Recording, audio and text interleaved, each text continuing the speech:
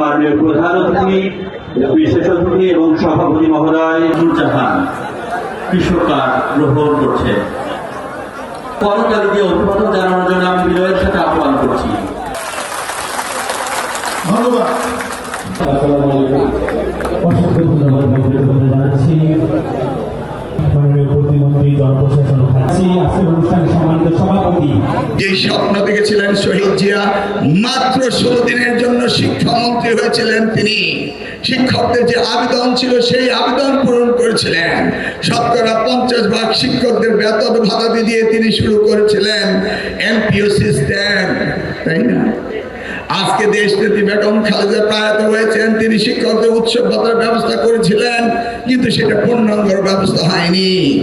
বিগত সরকার এসে 25কে 50 করেছে, আবারও এই 50কে 100-তে উন্নীত করার দায়িত্ব হলো আমাদের নেতা জনাব তারেক রহমানের। আমি আশ্বস্ত করতে চাই, শিক্ষায় যে অপব্যবস্থা হয়েছিল সেই অপব্যবস্থা দূরীভূত হবে।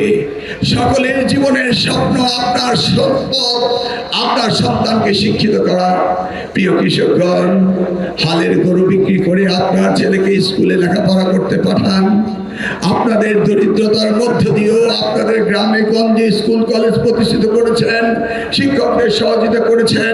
আমরা অনুরোধ করব প্রতিটি স্কুলে যেন পাঠদান ঠিকমতো হয়, সেটা দেখার দায়িত্ব আপনাদেরই রইল।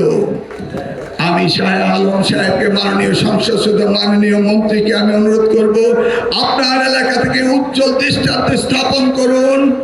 প্রয়োজনে আপনি আপনার এলাকায় যেই সমস্ত শিক্ষকরা অবসরে গিয়েছে সেই সমস্ত শিক্ষকদের নিয়ে আপনি রিটায়ার্ড শিক্ষক পুল তৈরি করুন। বাত ব্যথা, প্যারালাইসিস কিংবা আর্থ্রাইটিস, আধুনিক ফিজিওথেরাপি ও পুনর্বাসন চিকিৎসায় নির্ভরযোগ্য নাম ডিপিআরসি। চেয়েছিলাম সেই 2001-2006 অর্থ সংকুলনের জন্য হয় না। পরীক্ষার সময় দেখা যায় যে ক্লাসগুলো, কলেজ এবং স্কুলগুলো পরীক্ষা দেওয়ার জন্য বন্ধ থাকে। আমি আজকে আমাদের ন্যাশনাল ইউনিভার্সিটি ভিসি এসছেন ন্যাশনাল ইউনিভার্সিটির ক্যাম্পাস এখানে করার জন্য, সেই জন্য তিনি এসছেন এবং জায়গা সিলেকশন করবেন সেটা দেখার জন্য আসছেন।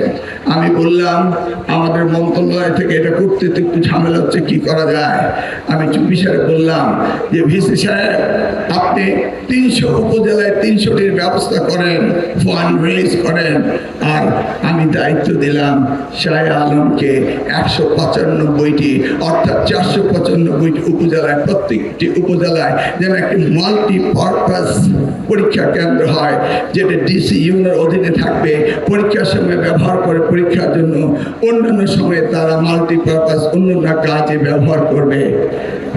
বগুড়াতে আসতে আমাদের হবে, এখানে হবে আমাদের বাংলাদেশের শিক্ষা হাব, এবং আবারও আসবো আমাদের সেই স্মৃতি বিজড়িত শহীদ জিয়া, আমাদের দেশমাতা প্রয়াত প্রধানমন্ত্রী বেগম খালেদা জিয়া, আগামীর বাংলাদেশে গড়ার পথে নিয়ে যিনি এগিয়ে চলছেন সেই আমাদের প্রিয় প্রধানমন্ত্রী তারেক রহমানের এই তীর্থস্থানে এসে আমি নিজেকে গর্বিত মনে করছি।